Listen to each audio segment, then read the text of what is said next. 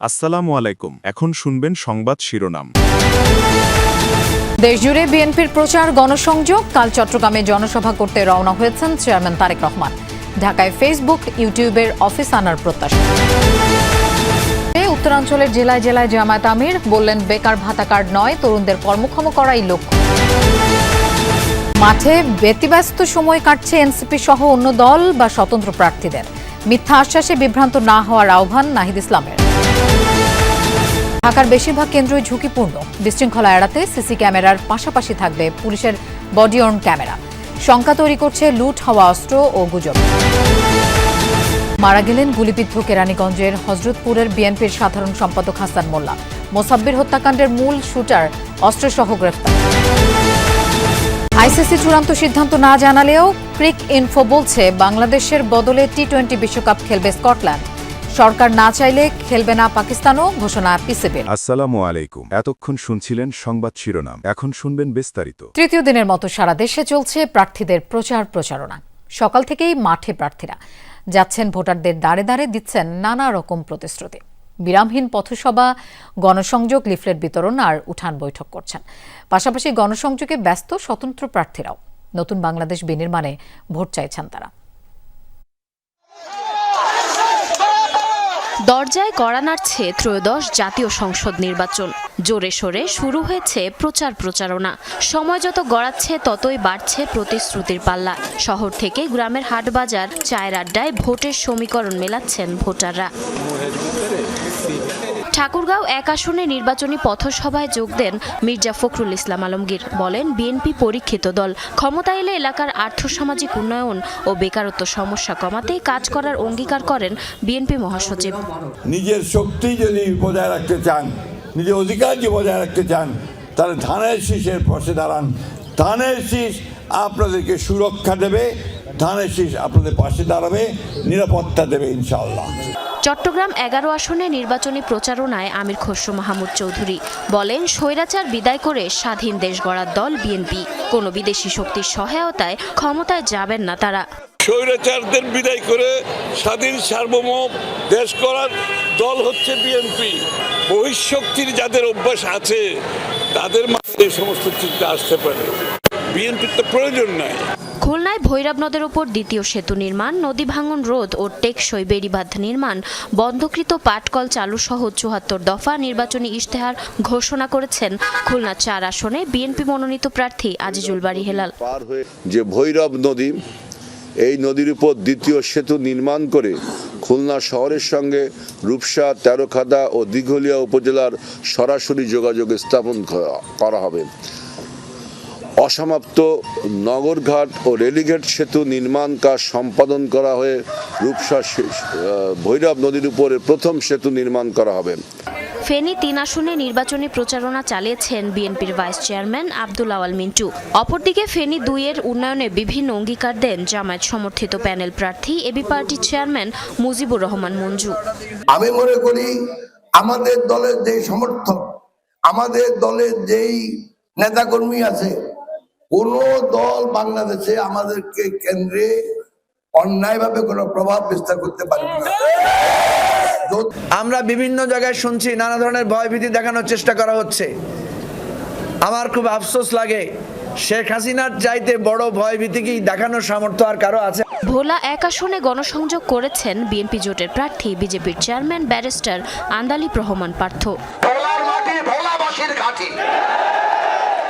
আমরা কোনো মারামারি, সকল ভেদাভেদ ভুলে আমি একটা জিনিসে আহ্বান করব, আসুন আমরা ভোলাটাকে করি। ভোটের মাঠে সরব দাঁড়িপাল্লার প্রার্থীরাও। কক্সবাজার 2 আসনে জামায়াত প্রার্থী হামিদুর রহমান আজাদ চষে বেড়াচ্ছেন নির্বাচনী এলাকা।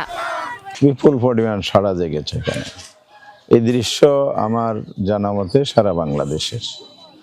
এই অবস্থায় যদি নির্বাচন বানচালের ষড়যন্ত্র করা হয় বা নির্বাচনকে অনিশ্চিত করা হয়, তাহলে দেশ এবং দেশের জনগণ এটা মেনে নেবে না এবং এটা প্রতিহত করবে। স্থানীয়সহ বড় শহরগুলোর যানজট নিরসনে স্যাটেলাইট টাউন গড়ে তোলার প্রতিশ্রুতি দিলেন বিএনপি চেয়ারম্যান তারেক রহমান। চলাচলের সুবিধার জন্য চান মনোরেল চালু করতে। আগামীর বাংলাদেশ গঠনে তরুণদের ভাবনাকে গুরুত্ব দিতেই রিল মেকিং প্রতিযোগিতার বিজয়ীদের সঙ্গে মত বিনিময় করেন বিএনপি চেয়ারম্যান। বাংলাদেশে ফেসবুক, মেটা ও গুগলের অফিস আনার চেষ্টা করা হবে বলেও জানান তিনি। গণতন্ত্রের চর্চা ইউনিয়ন পরিষদ থেকে সংসদ পর্যন্ত ছড়িয়ে দেওয়ার আহ্বান জানান তারেক রহমান। আমার ভাবনায় বাংলাদেশ শীর্ষক জাতীয় রিল মেকিং প্রতিযোগিতায় সেরাদের সঙ্গে meet and greet with Tarique রহমানের আয়োজন। বিএনপির উদ্যোগে আয়োজিত এই প্রতিযোগিতায় 2200-র বেশি প্রতিযোগী অংশ নেন। তাদের মধ্যে সেরা 10 জন শনিবার দুপুরে গুলশানের বিচারপতি শাহাবুদ্দিন পার্কে তারেক রহমানের সঙ্গে মতবিনিময়ে অংশ নেন। যদি ট্রেনিংয়ের সুবিধা পায়, কোর্সের সুবিধা পায়, তাহলে তো 1 মিনিটের রিলসের মাধ্যমে আগামীর বাংলাদেশ নিয়ে নিজেদের প্রত্যাশা ও প্রস্তাব তুলে ধরেন অংশগ্রহণকারীরা। দেশ গঠনের প্রস্তাবিত পরিকল্পনায় সাধারণ মানুষের ভাবনাকে যুক্ত করতেই এই ব্যতিক্রমী উদ্যোগ। যাতে সবাই রাস্তায় নিরাপদে থাকতে পারে, এটা ইনশিওর করতে হবে। দ্বিতীয়ত কারাপশন আমাদেরকে যেভাবেই হোক এটাকে অ্যাড্রেস করতে হবে। আয়োজনে তারেক রহমান বলেন, রাজধানীর সব অঞ্চলকে যুক্ত করতে মনোরেলের পরিকল্পনা রয়েছে। বড় শহরের চাপ কমাতে আশেপাশে গড়ে তোলা হবে স্যাটেলাইট টাউন। এই জেলাগুলোতেও ছোট ছোট শহর আছে, জেলা শহর আছে বা সদর শহর আছে। আমরা এগুলোতে পরিকল্পনার মধ্যে আছে কিভাবে করব, ডিটেলটা উই আর ওয়ার্কিং অন ইট।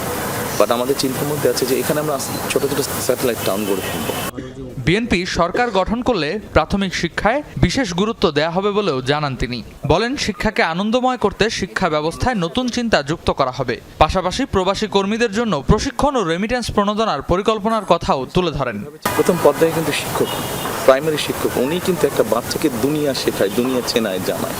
কাজে উনি যখন তাকে জিনিসগুলো শেখাবেন, মূল্যবোধগুলো শেখাবে, ওটা কিন্তু যখন বাচ্চাটার মনে, ব্রেইনে সব জায়গায় গেঁথে যাবে। এবং এভাবে আস্তে আস্তে আমাদেরকে পরিবর্তন করতে হবে। 3-4 বন্ধু বান্ধব মিলে একটা টিম হবে।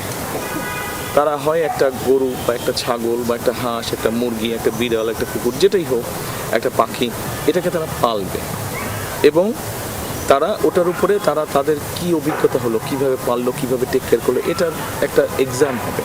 21 বছর পর কাল চট্টগ্রামে বিএনপি চেয়ারম্যান তারেক রহমানের মহাসমাবেশ ঘিরে নেতাকর্মীদের উচ্ছ্বাস উদ্দীপনা তুঙ্গে। পলোগ্রাউন্ড মাঠে চলছে শেষ প্রস্তুতি। চট্টগ্রামে স্মরণকালের সবচেয়ে বড় সমাগম করার লক্ষ্য বিএনপির। দীর্ঘ 2 দশক পর চট্টগ্রামে বিএনপি চেয়ারম্যান তারেক রহমানের মহাসমাবেশ এই পোলোগ্রাউন্ড মাঠে চলছে শেষ মুহূর্তের প্রস্তুতি। 100 ফিট দৈর্ঘ্যের ও 60 ফিট প্রস্থের মঞ্চ নির্মাণ শেষের দিকে। বসানো হয়েছে মাইক, সিসি ক্যামেরা, থাকছে 4 স্তরের নিরাপত্তা। সার্বিক প্রস্তুতি পরিদর্শন ও সার্বক্ষণিক পর্যবেক্ষণ করছেন বিএনপি নেতারা। স্মরণকালের বড় জমায়েত করার লক্ষ্য তাদের। চেয়ারম্যান সিকিউরিটি ফোর্সের কর্মকর্তাবৃন্দ আমাদের সাথে আছেন, ওনারাও কিছু আমাদেরকে সাজেশন দিয়েছেন। অ্যাকর্ডিং টু দেয়ার সাজেশনস আমরা সেটাকে কিছু মডিফাই করছি। তো সোফার আপনারা বলতে পারেন যে আমরা প্রস্তুত আছি, চট্টগ্রামবাসী প্রস্তুত আছে, আমাদের নেতাকর্মীরা প্রস্তুত আছে। জনতার মহাসমুদ্রে পরিণত হবে। আজকে আমাদের শুধু নেতাকর্মী না, সাধারণ জনগণ আমাদের নেতা তারেক রহমানকে বরণ করে নেওয়ার জন্য উদ্গ্রীব হয়ে আছে। ইনশাআল্লাহ আগামীকালকে সমাবেশের মাধ্যমে সেটা প্রমাণিত হবে। দলীয় চেয়ারম্যানের আগমনে উচ্ছ্বসিত বিএনপি ও অঙ্গ সংগঠনের নেতাকর্মীরা। দূর দূরান্ত থেকে আগেভাগেই ছুটে এসেছেন অনেকে।